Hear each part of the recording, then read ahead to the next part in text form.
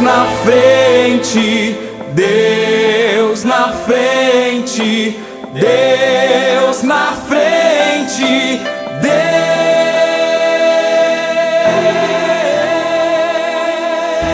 Deus nesta nação falida.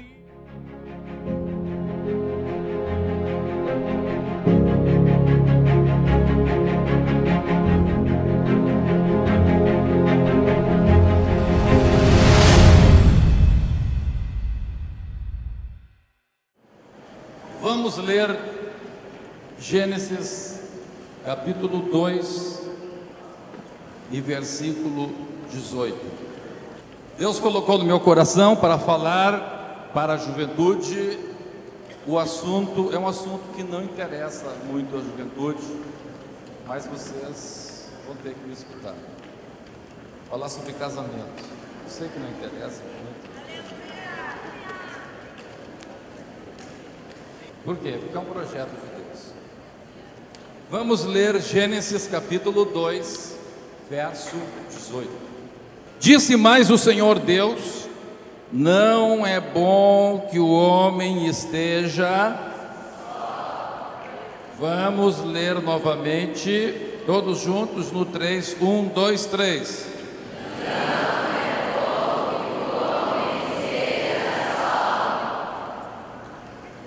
Amém. O homem aí está falando do gênero humano, né? Então, está falando de homem e mulher. Para ficar bem claro, vamos dizer então, não é bom que nem o homem e que nem a mulher estejam sós. Todos juntos, não é bom que nem o homem e nem a mulher estejam sós. Quem está de acordo com isso, levanta a mão e diga amém. Amém. Deus está fazendo uma constatação sociológica, ou seja, Deus está dizendo aqui que o ser humano é um ser gregário, ele não vive de forma solitária, ele não consegue viver solitariamente, nós precisamos uns dos outros. Nós não conseguimos morar sozinhos numa caverna. Nós precisamos uns dos outros. Aí, Deus, até este momento, estava tendo uma relação maravilhosa com Adão. Adão não tinha muitos problemas. Adão era um homem resolvido, Adão estava bem empregado, Adão tinha comunhão com Deus, Adão era rico, Adão tinha tudo que ele precisava, Adão não tinha problemas. Mas Deus olhou para Adão e disse: não é bom que tu estejas só. Aí Deus achou uma solução para a solidão de Adão. Disse Deus: far-lhe-ei uma auxiliadora que lhe seja o quê? Idônea. Que lhe seja idônea. Então Deus resolveu solucionar o problema da solidão, dando a Adão uma mulher. Agora veja, então Deus criou a partir daí uma coisa chamada casar. Quem foi que criou o casamento?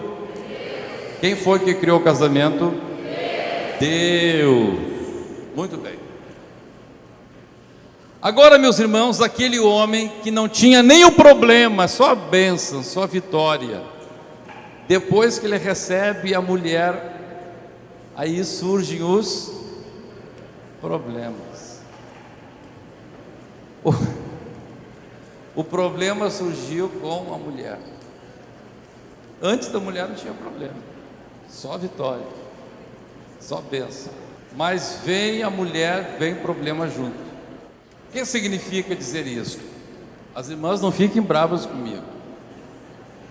O que significa isso? Significa que O fato do casamento ser projeto de Deus, o fato de que alguma coisa seja projeto de Deus, isto não significa que essa coisa não vá ter problemas. Vocês querem ver uma coisa? A Bíblia fala expressamente o porquê disso. Vamos ler em Romanos, no capítulo 7. Você vai descobrir uma coisa. Olha, hoje você vai entender tanta coisa. Vai ter muita pergunta que tem no seu coração, que você vai ter a resposta hoje. Sabe, dúvidas que você tem. Olha, vai ter um montão de dúvidas que você vai deixar aqui hoje. Vamos ler Romanos capítulo 7, versículo 12. Diz assim: por conseguinte, a lei é santa, e o mandamento santo, justo e o que? Bom. Quem fez a lei? Quem fez o mandamento? Quem? Deus. Então, porque Deus fez a lei então de Deus, o mandamento de Deus é santo, é justo e é o que?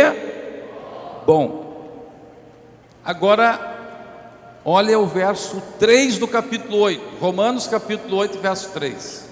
Porquanto o que for impossível à lei, no que estava enferma pela carne, isso fez Deus enviando o seu próprio Filho em semelhança de carne pecaminosa, e no tocante ao pecado, e com efeito, condenou Deus na carne o pecado.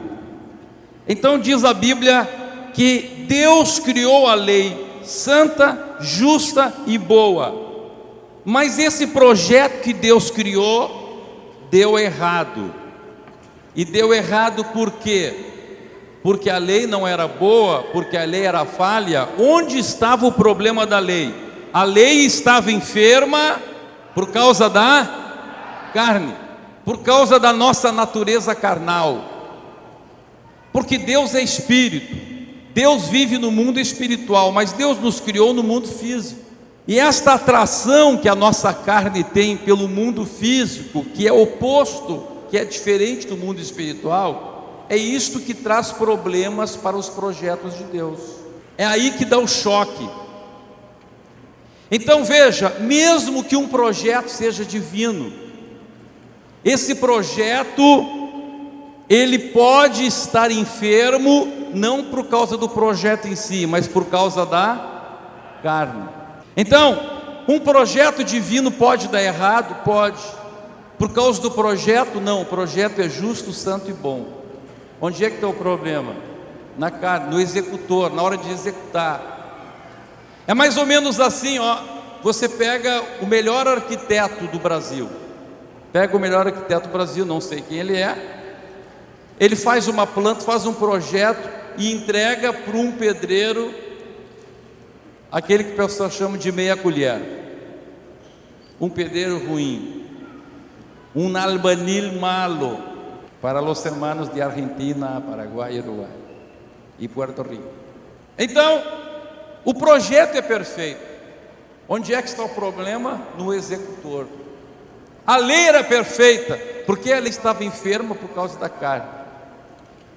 O projeto de Deus do casamento, perfeito. Mas onde está o problema? Na carne humana, na carne de Adão e de Eva. O projeto era de Deus. O casamento é um projeto divino. Mas o casamento, assim como a lei de Deus, está enfermo pelo quê? Pela carne. Querem ver um outro exemplo? Vamos pegar um outro exemplo. A vida. A vida vem de quem? A vida vem de Deus.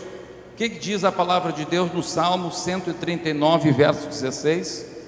Os teus olhos me viram a substância ainda informe, e no teu livro foram escritos todos os meus dias, cada um deles escrito e determinado, cada um deles, quando nenhum deles havia ainda.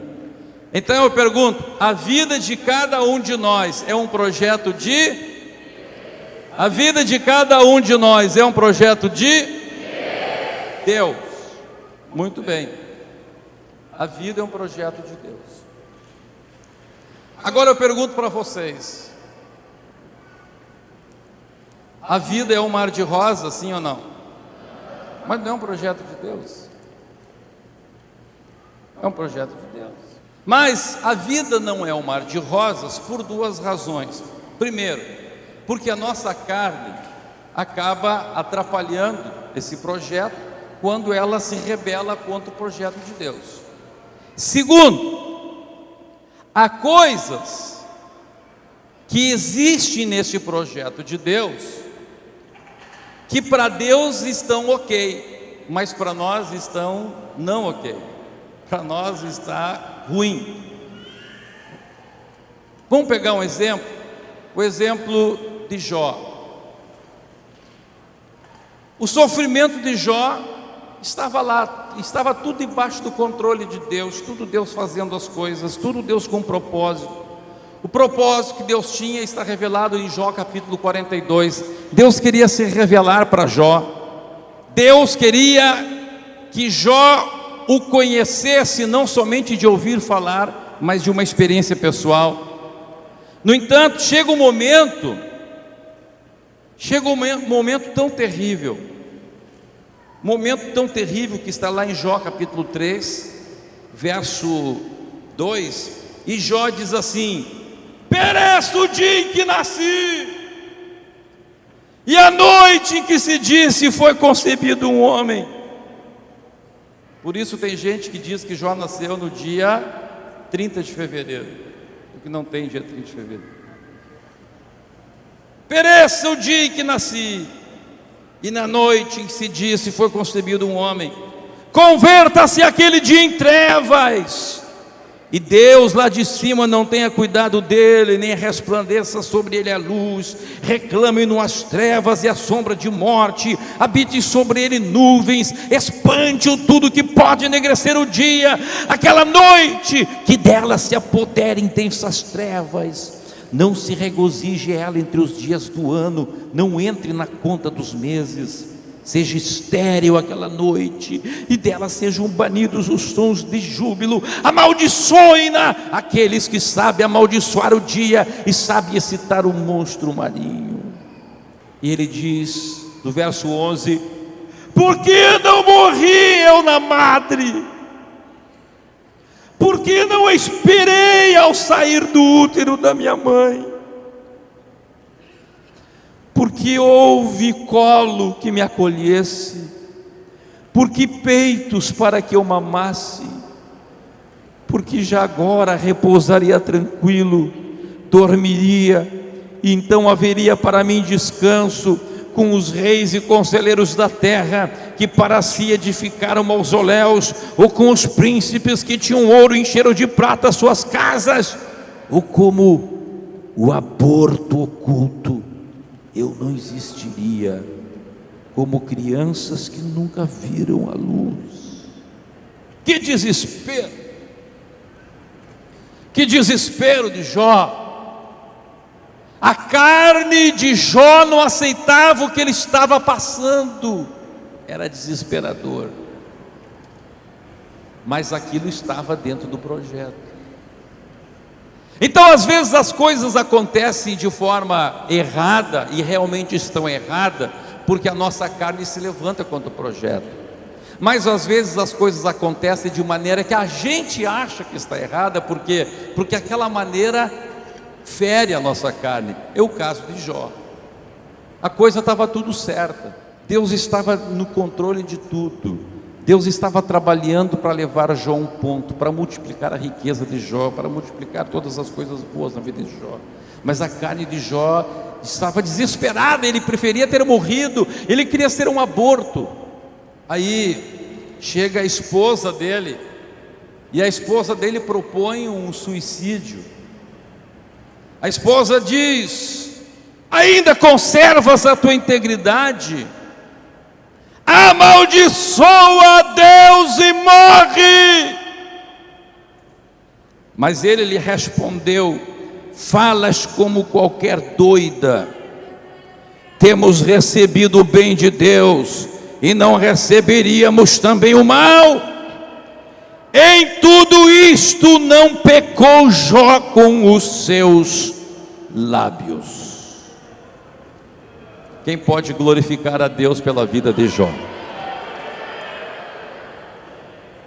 Então eu pergunto: se quando na vida da gente as coisas estão terríveis, parece que tudo está errado, a gente tem o direito de dar um tiro na cabeça, sim ou não? A gente pode se matar? Pode se enforcar? Não, não pode se matar e não pode se enforcar. Por quê? Porque a vida é um projeto de... A vida é um projeto de... A vida é um projeto de Deus. E eu não posso destruir um projeto de Deus. Foi Deus quem criou a vida.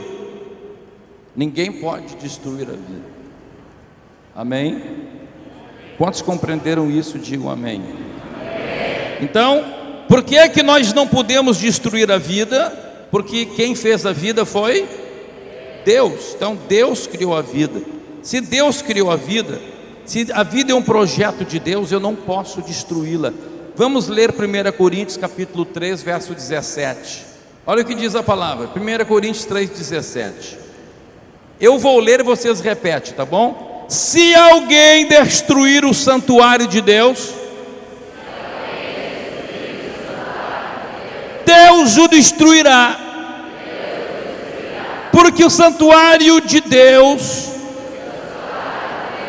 que sois vós, é sagrado. Então, eu pergunto para vocês: a vida é sagrada, sim ou não? Por quê? Porque foi Deus que fez. O casamento é sagrado, sim ou não? Por quê? Porque foi Deus que fez. A lei de Deus é sagrada, sim ou não? Ela é santa, ela é justa, ela é boa, porque foi Deus que fez. Foi Deus que fez. Eu não posso então destruir a minha vida, porque a vida é um projeto de Deus. A salvação também é um projeto divino. Mas eu pergunto uma coisa. Olha aqui, eu vou fazer uma pergunta para vocês. A salvação, depois que a gente é salvo, depois que a gente se converte, vira tudo um mar de rosa, sim ou não? Sim ou não? Muito pelo contrário. Às vezes depois que a gente é salvo, aí que o diabo se levanta. E além do diabo se levantar, a nossa carne também se levanta. O que Jesus disse em Lucas capítulo 9, verso 23? O que Jesus falou? Jesus disse: se alguém quer vir,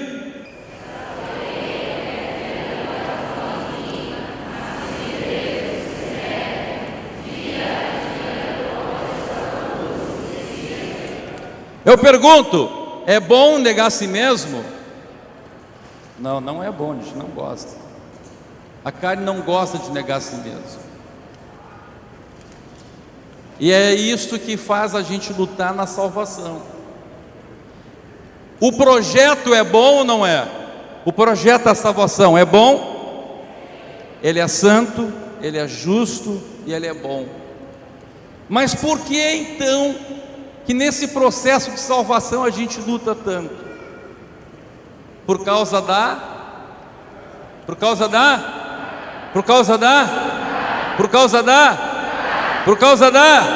carne. De novo, o projeto é enfermo por causa da carne. O projeto em si ele é bom, mas é a carne que torna as coisas enfermas. Quem está compreendendo? Amém? Muito bem. Agora, Deus então criou o projeto da salvação e a nossa carne é contra isso. Então o que Jesus está dizendo?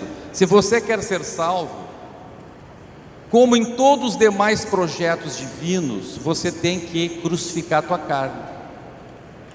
Para que a tua vida, para que o projeto de Deus na tua vida se cumpra, você tem que crucificar a carne. Para que o projeto da salvação se cumpra, tem que crucificar a carne.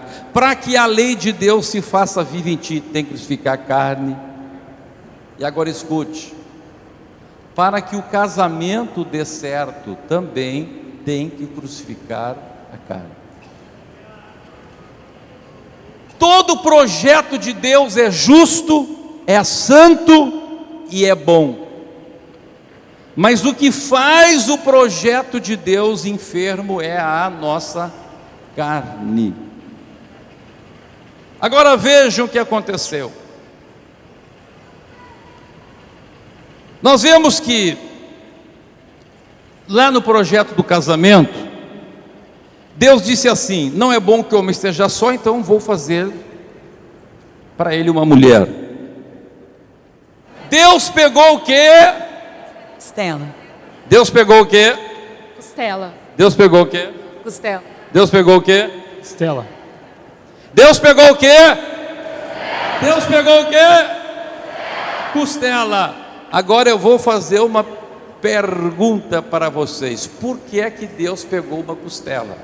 Por que que Deus não pegou um dente? Por que que Deus não pegou uma orelha? Por que será que Deus pegou a costela? Deixa eu explicar para vocês. Você sabe quantas costelas a gente tem? A maioria de vocês tem 12 pares de costela. Sendo que destas 12, 7 costelas, as 7 primeiras aqui de cima, elas são ligadas da coluna até um osso que está aqui no meio do peito, chamado externo. Então, o que elas formam? Elas formam uma couraça para proteger todas as vísceras. Então elas formam como uma caixa de ossos assim, ligados aqui. Todas as costelas são ligadas na coluna, e elas vêm assim e se juntam neste osso chamado externo. Então, quantas costelas nós temos chamadas costelas verdadeiras? 7 pares de costelas verdadeiras, ou seja, elas estão presas no osso da coluna e presas no osso do peito. Existem depois 3 pares de costelas que são as chamadas falsas, porque elas não estão grudadas diretamente no osso externo, mas estão ligadas por meio de uma cartilagem. E depois, os 2 últimos pares, elas são chamadas de costelas flutuantes. Por quê? Porque elas não fecham a couraça. Elas só estão presinhas aqui na coluna e não vêm até aqui se ligando ao osso, nem diretamente no osso, nem por meio de cartilagem. Agora uma bomba aí, vou soltar uma bomba para vocês.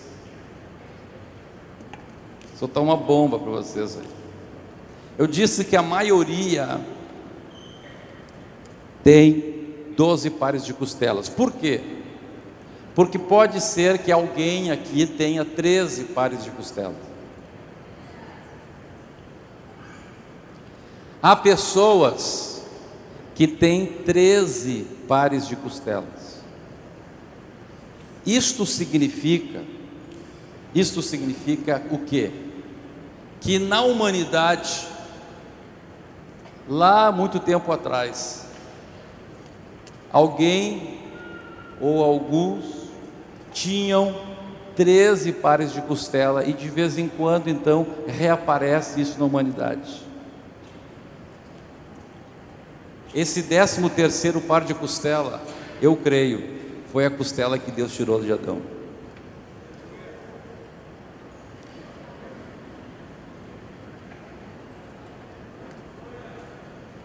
Que coisa tremenda isso. Desapareceu essa 13ª costela. De vez em quando surge, alguém nasce com 13 pares de costela, aparece de novo a costela que Deus tirou de Adão.